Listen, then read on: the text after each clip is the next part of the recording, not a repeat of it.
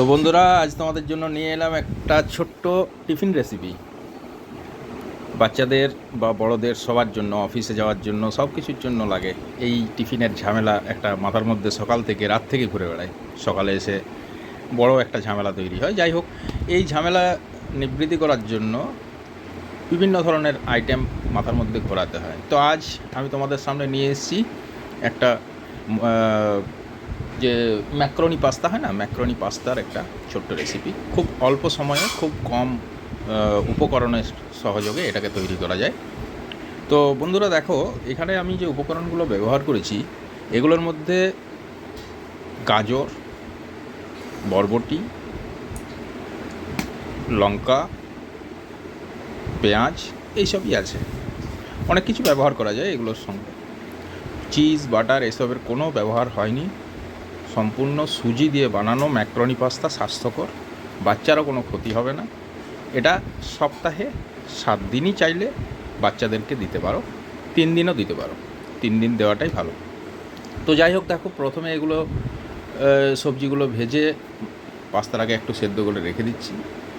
সবজিগুলো ভেজে, একটু ডিম ভেজে, নুন এবং চিনি স্বাদ মতো মিশ্রণ করে এগুলোকে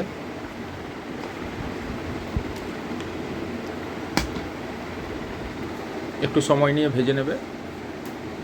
কোনো বাড়তি মশলার ব্যবহার করার কোনো প্রয়োজন নেই। বাজারজাত মশলা মানেই হচ্ছে সেখানে কিছুটা কেমিক্যাল থেকে যায়। ব্যবহার করলে বাড়ির বাটা মশলা বা বাড়িতে মিক্সিতে গুঁড়ো করে ব্যবহার করতে পারো, বানিয়ে নিতে পারো। আমি পরবর্তী ক্ষেত্রে ভাজা মশলা তৈরি করার একটা রেসিপি দেখাবো। তো নুন এবং চিনি মিশিয়ে সামান্য পরিমাণ এর একটু ভালো করে কষে নিয়ে এটা চাউমিন মশলা বা পাস্তা মশলা যেগুলো বাজারে পাওয়া যায় সেগুলোকে অ্যাড করে খুব তাড়াতাড়ির মধ্যে 5 থেকে 7 মিনিটের মধ্যে এই রেসিপিটা তোমরা বানিয়ে নিতে পারবে। ভালোভাবে একটু লক্ষ্য করো, তাহলে বুঝতে পারবে। জিনিসটা খুব ভালোভাবে মিশিয়ে লাস্টে ডিমটা যেটা ভেজে রেখেছিলাম সেটা ছড়িয়ে এর রেসিপিটাকে ফুলফিল বা সম্পূর্ণ করা যাবে। তো এই ধরনের যে ছোটোখাটো টিফিন রেসিপিগুলো আছে এগুলো তোমরা ব্যবহার করতে পারো। এগুলো বাজারে থেকে একটু ভালো কোম্পানির ম্যাক্রোনি পাস্তা কিনে নিয়ে ব্যবহার করবে। বাচ্চাদের একটু নতুন ধরনের লাগবে, খেতে সুন্দর লাগবে, বারবার খেতে চাইবে এবং খেয়ে কোনো ক্ষতিও হবে না। সম্পূর্ণ সবজি এবং ভালো স্বাস্থ্যকর হেলদি আইটেম দিয়েই বানানো। তো কেমন লাগলো রেসিপিটা একবার জানাবে কমেন্ট করে। ভালো লাগলে অবশ্যই লাইক করবে, শেয়ার করবে।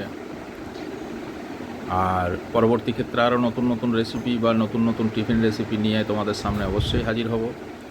এগুলো আমার তোমার সবার ক্ষেত্রে এগুলো একটা সমস্যা, বাচ্চাদেরকে টিফিন দেওয়া, অফিসে যাওয়ার জন্য টিফিন তৈরি করা। ধন্যবাদ, ভালো থাকবেন।